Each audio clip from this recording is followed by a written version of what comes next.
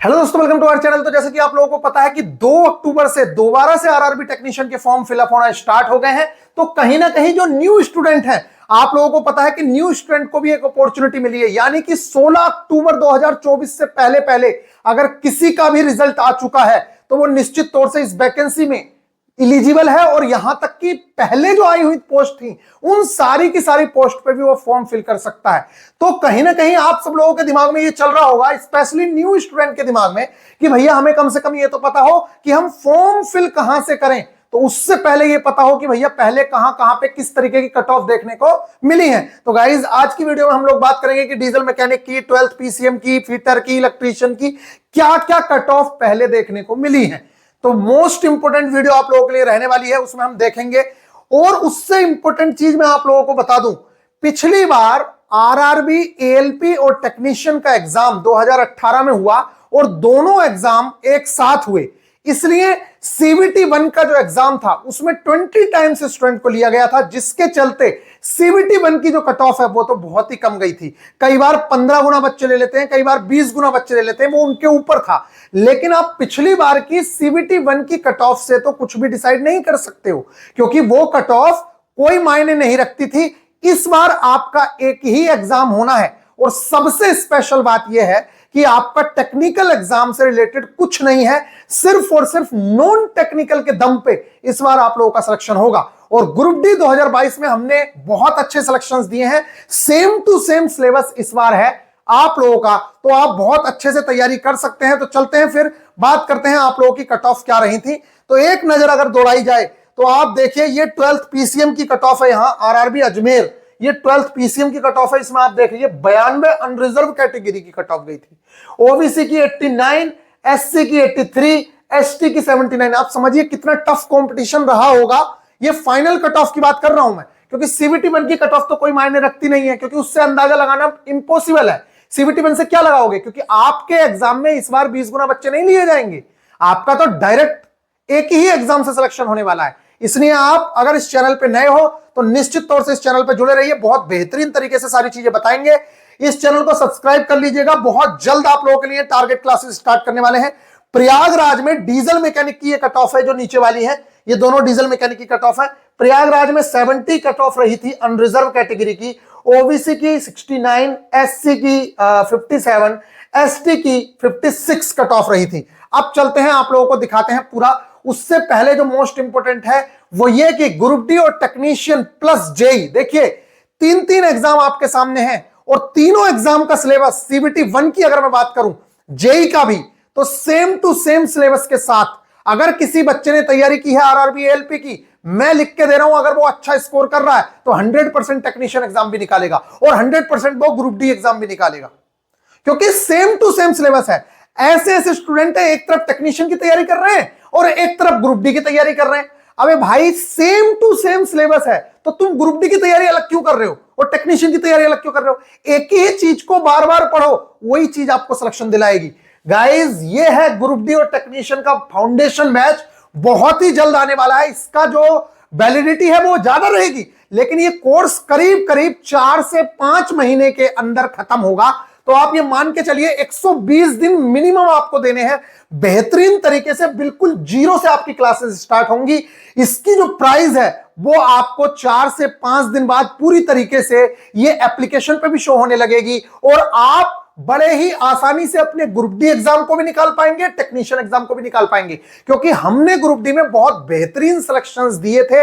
ये अगर पुराने स्टूडेंट कोई हो तो वो नीचे देख सकते हो उनके कमेंट्स में। और अभी हाल फिलहाल में बहुत सारे बच्चे जो ग्रुप डी में सिलेक्ट हुए थे 2022 में, वो लड़के एएलपी बन गए हैं जीडीसी के थ्रू। एक साल के अंदर अंदर, एक साल में वो, अभी इंटरव्यू भी डला हुआ है, आप देख लेना, ट्रैकमैन से एएलपी बन चुके हैं। तो गाइज, आपका ग्रुप डी या टेक्नीशियन या जेई का सीबीटी प्री निकालना इस बैच के थ्रू बहुत आसान हो जाएगा। बेस्ट स्ट्रेटजी आप लोगों को, और टेक्नीशियन वाले स्टूडेंट के लिए साइंस में कुछ स्पेशल है, जो कुछ अलग चीजें आने वाली हैं उसके बारे में भी आप लोगों को गाइड करेंगे। फिलहाल है यहां बात करते हैं, तो चैनल पे अगर नए हो तो जुड़े रहिए, क्योंकि फ्री ऑफ कॉस्ट भी टारगेट क्लासेस का आप बेनिफिट उठा पाएंगे, जो बहुत बेहतरीन तरीके से स्टार्ट होने वाली हैं बहुत जल्दी। इसका अनाउंसमेंट आप लोगों को अगले 4 से 5 दिन के बाद मिल जाएगा। आरआरबी टेक्नीशियन 2018 में 12th पीसीएम की अगर कट ऑफ देखें तो ये कट ऑफ है, आप स्क्रीनशॉट भी ले सकते हैं और देख भी सकते हैं। देख सकते हैं सबसे ज्यादा कट ऑफ आप लोगों को दिख रही होगी अजमेर की, जो आप लोगों के सामने 92, 89, 83, 79। ये बहुत सारे फैक्टर पे कट ऑफ डिपेंड करती है कि वहां पे कितनी वैकेंसीज थी, क्या था। ठीक है, या मान लेते हैं पिछली बार अजमेर में मान लेते हैं कम वैकेंसीज थी और इस बार वैकेंसीज ज्यादा होंगी, तो निश्चित तौर से वहां की कट ऑफ कम हो जाती है। ये सारे फैक्टर्स काम करते हैं, लेकिन फिर भी आप कट ऑफ एक बार देख लीजिए। अजमेर की जो कट ऑफ है वो इस तरीके से देखने को मिली थी, बहुत डेंजर जोन था। रांची में 91.9 अनरिजर्व की, 88 यहां 78, और इस तरीके से ये कम होती गई। 92, 91, 90 सिलीगुड़ी, भुवनेश्वर में 90। सीट्स बहुत कम थी। टेक्नीशियन ये जो था पीसीएम वाली पोस्ट, ये 5000 के करीब पोस्ट थी, तो इतनी तगड़ी कट ऑफ गई थी। तो आप इस बार समझिए आपकी तो टोटल ही वैकेंसी 14000 के आसपास है, तो कट ऑफ काफी अच्छी खासी रहने वाली है। इसलिए आपको तैयारी भी उसी लेवल की करनी होगी। और सबसे इंपॉर्टेंट, इस बार तैयारी सिर्फ पढ़ते रहने से कुछ नहीं होता है, आपको वो चीजें पढ़नी है जो एग्जाम में आए। यहां पीएचडी अगर करने की सोचोगे तो आप एग्जाम कभी जिंदगी में नहीं निकाल पाओगे, क्योंकि ये जो एग्जाम निकालने वाले बच्चे हैं ये वही हैं जिन्होंने एकदम वो चीजें पढ़ी हैं जो एग्जाम में आने वाली चीजें हैं। फालतू चीजें पढ़ोगे तो कभी एग्जाम में सिलेक्शन नहीं होगा, क्योंकि आपके दिमाग में इतना सारा भरा हुआ होगा आप कुछ भी नहीं कर पाएंगे। यहां पे देख लीजिए सिलीगुड़ी की कट ऑफ, भुवनेश्वर की, सिकंदराबाद, कोलकाता की कट ऑफ देखिए 90, काफी डेंजर माना जाता है, फिर भी इनसे अजमेर से कम ही कट ऑफ देखने को मिली है। इसके बाद चंडीगढ़ में 89 है, भोपाल में 88 पे कट ऑफ जनरल की, अनरिजर्व कैटेगरी देख लो। पटना की 87 पे आप लोगों को कट ऑफ दिख रही होगी। बिलासपुर देख लीजिए 86 कट ऑफ है। इसके अलावा अगर आप कट ऑफ देखते हैं तो आप देखिए बेंगलोर की कट ऑफ 85.42 अनरिजर्व की बता रहे हैं, बाकी आप स्क्रीनशॉट लेके देख सकते हो। इस तरीके से तिरुवनंतपुरम में 67 पे एससी वाले बंदे का सिलेक्शन हो गया और 64 पे एसटी वाले का सिलेक्शन हो गया। ये बहुत ही अच्छी बात है कि आप लोगों के सामने इतने कम पे भी सिलेक्शंस हो गए इनके, ये बहुत कम पे। इसके अलावा 63 पे भी एसटी वाले का सिलेक्शन हुआ है जम्मू एंड श्रीनगर के अंदर। ये लोएस्ट वाली हैं, जो रेड में दिखाई थी वो डेंजर वाली थी। अब आप देख सकते हैं चेन्नई की कट ऑफ 83, जो काफी ठीक है, ज्यादा नहीं है, क्योंकि मैं आप लोगों को बता दूं 86 पॉइंट कुछ मार्क्स मेरे थे आरआरबी एएलपी टेक्नीशियन एग्जाम में। तो यहां पे अब देखिए 86 में अगर मैं बात करूं तो मेरा ऊपर सिलेक्शन नहीं हो रहा था पीसीएम में, लेकिन मेरा यहां पे होता तो मेरा सिलेक्शन होता, लेकिन मेरी ये प्रेफरेंस नहीं थी। मैं आप लोगों को बता दूं एएलपी वाला एग्जाम था, तो एएलपी में हमने वो फॉर्म फिल किया हुआ था, तो एएलपी में हम लोग सिलेक्टेड हैं। उसका ज्वाइनिंग लेटर भी यहां पड़ा हुआ है, आप लोग देखना चाहें तो ये लेटर पड़ा हुआ है एएलपी वाला भी। ठीक है गाइज, तो ये आप लोगों को दिखाएंगे बाद में, अपना ज्वाइनिंग लेटर भी पूरी तरीके से दिखाएंगे।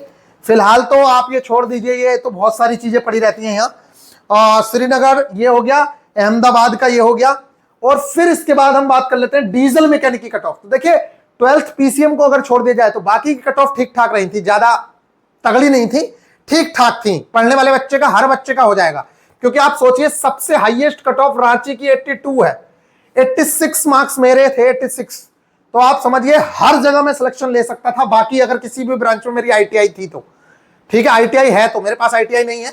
और रांची ये कट ऑफ रही, आप देख सकते हैं 82, 79। इसके अलावा प्रयागराज 70, 69, 57। आप इनके स्क्रीनशॉट ले लीजिए। ये है डीजल मैकेनिक की ऑफिशियल कट ऑफ। ये डेटा आपको एक साथ नहीं मिलेगा। बीआईपी गुरुजी ऑफिशियल एप्लीकेशन डाउनलोड कर लीजिए, आपको बहुत सारी चीजें उस पर मिलेंगी, बहुत सारे टेस्ट भी फ्री ऑफ कॉस्ट, और नीचे टेलीग्राम का लिंक है उसको ज्वाइन कर लीजिए। सारा ये डेटा वहीं पे अपलोड कर दिया जाएगा। ये आप देख लीजिए कट ऑफ, आपने डीजल मैकेनिक की कट ऑफ देखी, और देखिए ये कहां, बेंगलोर में 40, 34, 30 ये तक कट ऑफ गई है। ठीक है गाइज, और किसी जोन का डेटा नहीं मिला होगा, इसलिए यहां पे डेटा ऐड नहीं किया गया है। तो इस तरीके से आप लोगों की कट ऑफ भी देखने को मिली है। 38 भी कट ऑफ गई है, 58 भी कट ऑफ गई है, 59 भी गई है। तो इस तरीके से कट ऑफ रहती हैं। तो कहीं की कट ऑफ ज्यादा, कहीं की कट ऑफ कम रहती है। तो आप एक बार देख लीजिए, यहां पे नजर घुमा लीजिए, और इसके जो पीडीएफ है वो मैं आप लोगों को प्रोवाइड करवा दूंगा।